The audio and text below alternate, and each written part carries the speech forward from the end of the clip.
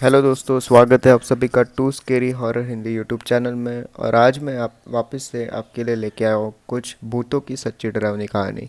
अगर आपको ये स्टोरीज़ पसंद आती है तो मेरे चैनल को सब्सक्राइब कर देना, और साथ ही अपने दोस्तों के साथ या फिर अपने फैमिली के साथ शेयर करके उनको भी बताना कि आपको ये स्टोरीज़ कैसी लगी।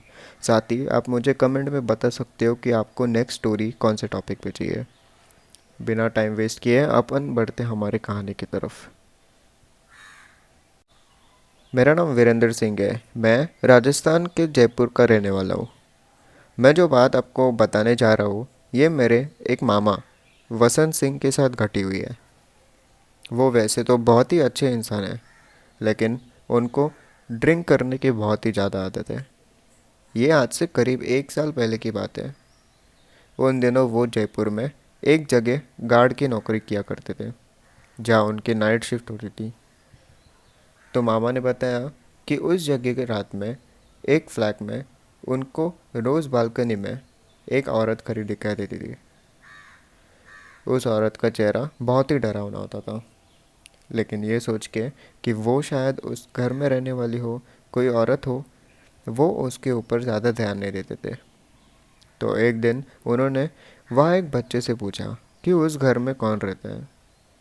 तो बच्चे ने पूछा कि वो फ्लैट तो बहुत दिनों से खाली पड़ा है। ये सुनते ही उनके तो रोंगटे खड़े हो गए। इसी बीच उस बच्चे की मम्मी भी वहाँ गई और उसे डांट मार के वहाँ से लेके चली गई। मामा जी को ये बहुत अजीब लगा, लेकिन वो बहुत हिम्मत वाले इंसान थे, तो उन्होंने उन सब चीज़ों की तरफ ज़्यादा ध्यान नहीं दिया और चुपचाप अपनी नौकरी करते रहे। वो औरत उन्हें हमेशा बालकनी में खड़ी दिखाई देती थी, लेकिन एक रात वो चलती हुई उनके पास आ गई। वो उनसे करीब 20 कच्ची कदम दूर खड़ी थी। पहले तो हंसी और फिर बोली, तूने अपनी ज़िंदगी जी ली या और जीना चाहता है? तो मामा ने हिम्मत करके उससे कहा, मैं तो अपनी ज़िंदगी जी रहा हूँ, तू बता, तू मुझसे क्या चाहता है? मामा के इतना कहते ही जो हुआ, मामा को तो अपने आंखों पर विश्वास ही नहीं हो रहा।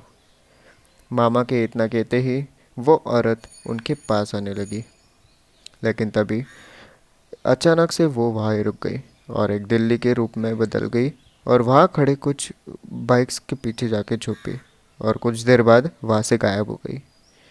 वो सब देख के मामा बहुत डर गए।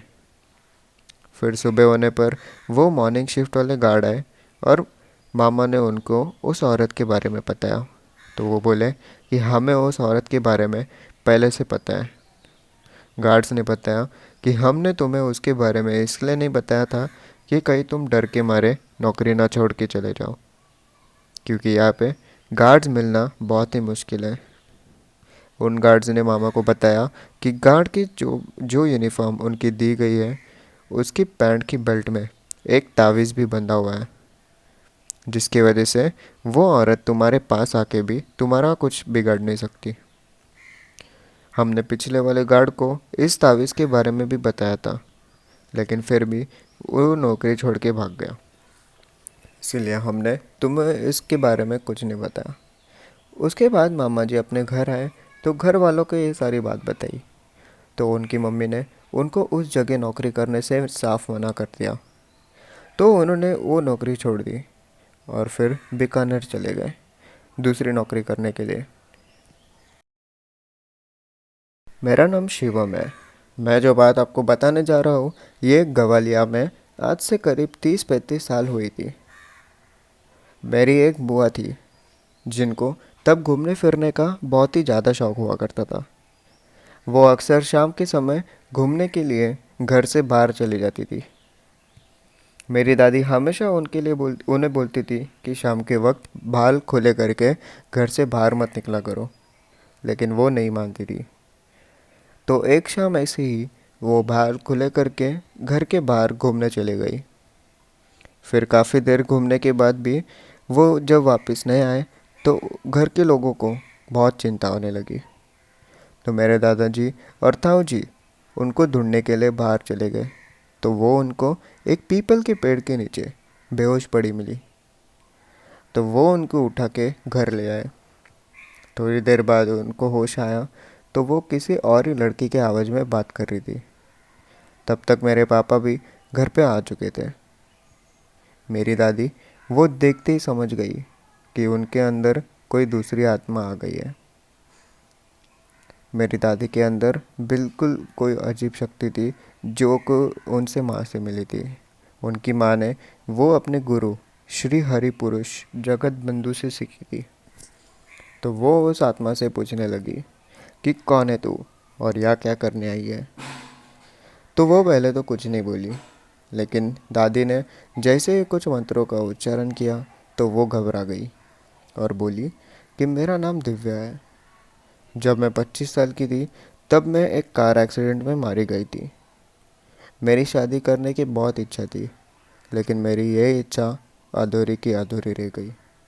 मैं किसी शरीर के तलाश में भटक रही थी कि ये लड़की परफ्यूम लगाए खुले बाल करके घूम रही थी, जिससे मैं उसकी तरफ आकर्षित हो गई और मौका देख के मैंने इसके शरीर में प्रवेश कर लिया।